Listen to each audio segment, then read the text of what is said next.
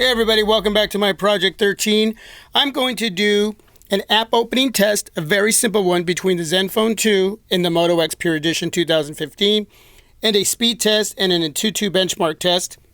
And the reason I'm doing this is some of us can't afford $400 devices, $500 devices, let alone $800 devices, and even $300 devices. So the budget is $200. Well, I picked this Zenfone 2 for my wife through Amazon for $199.99. It's the 2 gig of RAM, 16 gigs of internal storage. That is expandable up to 64. So what I want for some of you out there considering a $200 device, you can go for the Moto G 3rd Gen at $180. I would go for that one myself just because it's pretty much stock Android.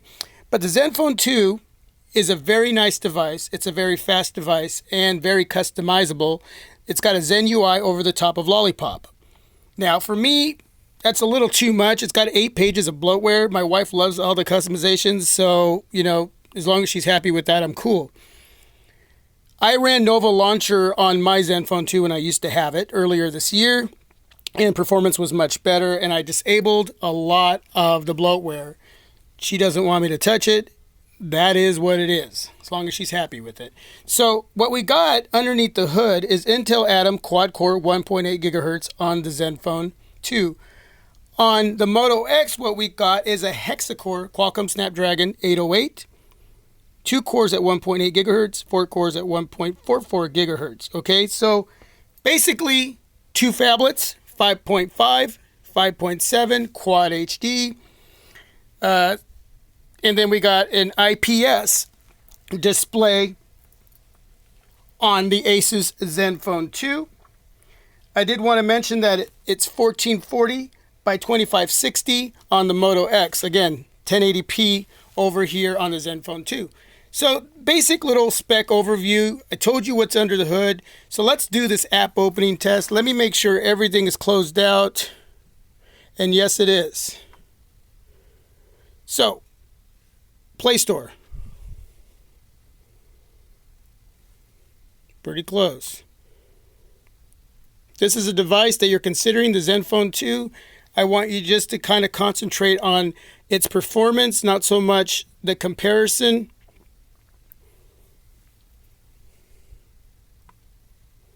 Camera.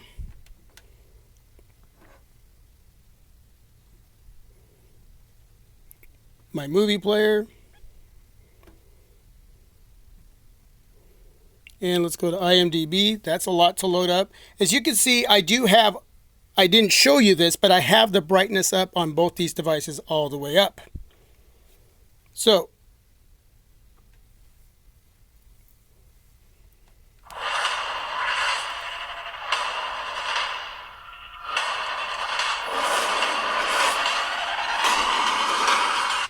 wow, the Zenfone 2 kicked some butt on that one. YouTube.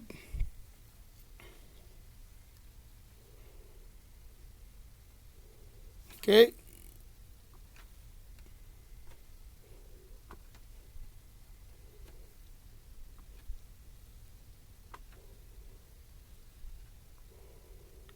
And we're going to leave it at that. So pretty darn close. And let's now go into doing the Wi-Fi speed test. Again, I'm not going to overcomplicate this comparison. And here we go with the Zenfone 2. I'm going to run a couple of these. That way we get some good comparisons here as far as the Wi-Fi.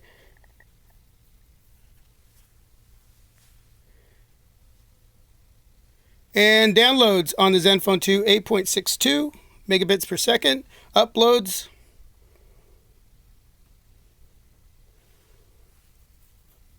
at 6.39.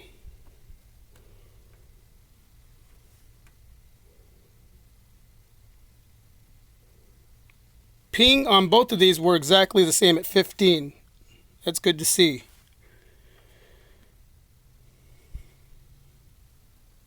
And downloads, 8.05. The Zenfone 2 takes that one on the first run. And on the uploads on the Moto X, you got 3.47. So let's do this again.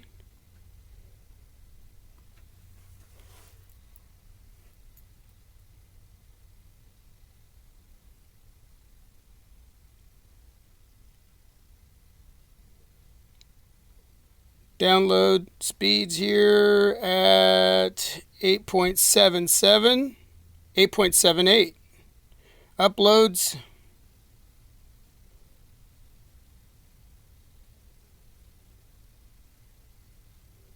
at 6.29. And let's now do the Moto X Pure Edition 2015.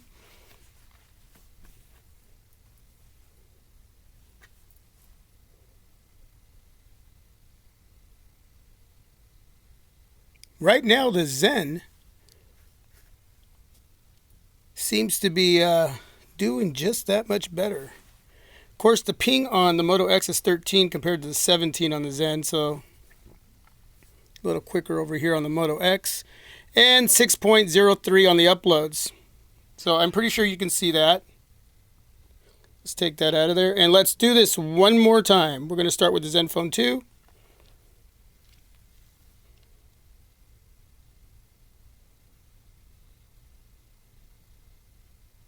And what's nice that nobody in the house right now is using any of the Wi-Fi except for me. So it makes it a lot easier to get somewhat a better reading. Wow, 11.21 for the Zenfone 2 on the third run. Boy, it really wants to show the Moto X a little something here, huh? 6.37, and this is the final one. If the Moto X doesn't do something here, well, on ping it's 12, then the Zenfone 2 will take the Wi-Fi speed test. Wow, it's gonna win. Tremendous. Well, there you go. For $200, I mean, getting good signal from the Wi-Fi. Download, upload speeds are really nice on the Zenfone 2. Not so bad on the Moto X. So, you know, again, I could probably run 3, 6 more of these, and it may vary a little bit. I could turn off the Wi-Fi, turn it back on, and it may kick in and do a little bit different. But this, I'm just doing an overview for some of you interested in the Zenfone 2. And again, if your budget only calls for a couple $100, this is a great device to bring into your life. So we're going to go out of here. We're going to clear all the pages.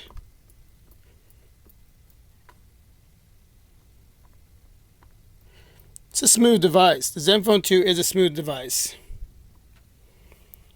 And we're going to start. Now, I do have 64-bit enabled on the Moto X. The Asus Zenfone 2 is only a 32-bit. This was from a score up against the Nexus 6. It was a phenomenal score. But we're going to run this again. Both devices, this is going to take a little while. If you want to forward the video at this point to the end and find out what the score is, you can do that. Again, not a very intense test here, but just an overview for some of you out there who want to see this or are considering either one of these devices. You know, the Zenfone 2 came out a little bit ago, but still a device worth picking up, especially at $199 off Amazon. Let's do this.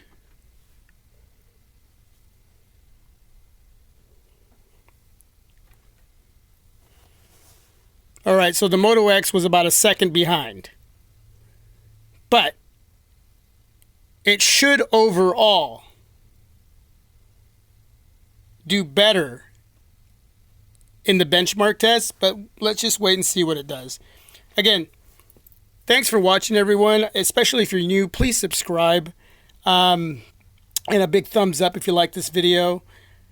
If there's anything you need to know, leave some comments down below. I'll give you feedback. I try to get back to everybody, and one of my things is I just don't give 2, 3, 4 word answers. I literally give you sentences, paragraphs. I really try to relate to the viewer and subscriber on my channel, so I try to answer everything in best detail that I can. I can't always get back right away, but I do my best to do that. So at some point, whether it's right away or later on, I will get back to you. Now, at times, I've actually gone into a viewer or subscriber's comment to reply, and it doesn't let me. So that must mean that on your side of things, there may be a setting that's not allowing me to reply to you. That's something you might want to check. So if I don't ever answer you and you really needed an answer, look through all your settings and make sure you're open for me to answer to you. Because on my side of things, I am completely open. So I will do my part as far as that. So we're going to let this run and see how it does. Usually, like during this time, you have like music in the background to like occupy the time. Some sort of techno, maybe some metal. But I figure listening to me is probably the best thing, right? Yeah, right. As some of you might know, especially if you're new to this channel, I will be bringing in the Huawei Nexus P6 and just maybe the LG Nexus 5X. That's a maybe right now. For sure, the P6 will be coming at the end of this month, so I'm excited to bring that device to everyone. I'm excited to just have it in hands and see how that device turns out. I hope it's everything they're saying it is. I really do. Especially for $499. So we're almost done here. As you can see, even on this benchmark test, as far as the visual, how bright the Moto X is compared to the Asus. And that was one of the reasons why I didn't keep my device, was because the level of sound wasn't very loud and the display wasn't as bright as I would have liked it. And that sounds so darn picky, but you know, that's just the way I am. I wish I wasn't as picky, but I'm glad we brought it back into our lives. Here, my wife has it and she loves it. So I had a case ready for it and some screen protectors that I didn't use with the last device. So here we go. We got the Asus at $40,742 and the Moto X Pure Edition 2015 $50,302. I think you can see those scores. I'm going to lift this phone, my device, and hopefully I won't blind you with the light. And there you go.